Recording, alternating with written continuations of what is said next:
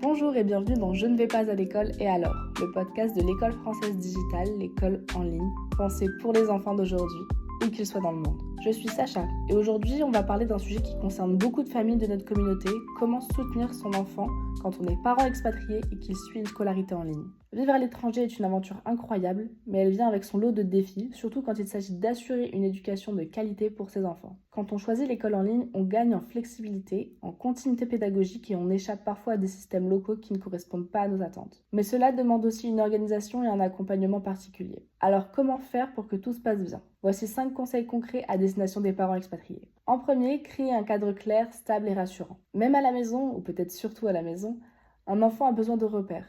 Définissez ensemble un emploi du temps régulier avec des horaires fixes pour les cours, les pauses, les devoirs et surtout les moments détente. Un coin de travail calme et dédié peut aussi faire toute la différence. En 2, accompagner sans surencadrer. Ce n'est pas à vous de devenir l'enseignant.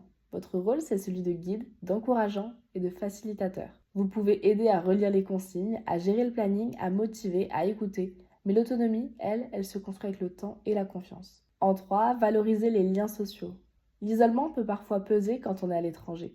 Encouragez les échanges avec d'autres élèves en ligne, participez aux forums et aux classes virtuelles et cherchez aussi à créer des liens localement. Activités sportives, artistiques, rencontres entre familles expatriées, tout compte. En 4, intégrer la culture locale sans perdre vos racines.